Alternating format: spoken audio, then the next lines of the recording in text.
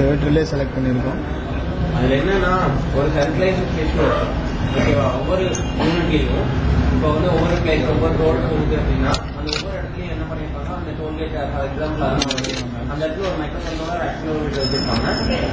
அதாவது அந்த சிக்னலை மென்ஷன் பண்ணுறதுக்காக அந்த இபி லைன் நிலத்தறிவோது இபி லைன் இதாகுங்க. அப்போ என்ன பண்ணியிருப்பாங்க, ஆக்சிலரோமீட்டர் டிடெக்ட் பண்ணதுன்னா சம் சிக்னல் வந்து டிபிஓயா டிரான்ஸ்மிட் பண்ணி சென்ட்ரலைஸ்ட் ஸ்டேஷன் பண்ணியிருப்பாங்க. அது எந்த சிக்னல் இருந்து வந்துருக்கோ அதை மென்ஷன் பண்ணிட்டு அந்த ரோடுக்கு வந்து இன்ஃபர்மேஷன் நீங்க சென்ட்ரலைஸ்ட் ஸ்டேஷன்லேருந்து வந்துடும். அப்போ அங்கே வந்து ஒரு ஆக்சிலரோமீட்டர் சென்சர் போட்டு மைக்ரோ கண்ட்ரோலர் போட்டு டிபி டிரான்ஸ்மிட்டர் போடுறோம். இது மாதிரி ஒரு 2 பிளாக் இருக்குன்னு சொல்லியிருந்தேன். அதே மாதிரி இங்கிருந்து வரும்போது சென்ட்ரலைஸ்ட் ஸ்டேஷன்ல ஒரு ஜிபி ரிசீவர் இருக்கும். அந்த micro controller with LCD display அது எல்லாமே கொடுத்துருங்க, அலாம் இண்டிகேஷன் எல்லாமே கொடுத்துருங்க. இங்கிருந்து வந்தவொடனே அங்கிருந்து சிக்னல் வருது அப்படின்னா நம்ம வந்து எந்த பிளேஸ்ல இருந்து வந்திருக்கோ அதுக்கே திரும்பி நம்ம ரிப்ளை ஆகும்.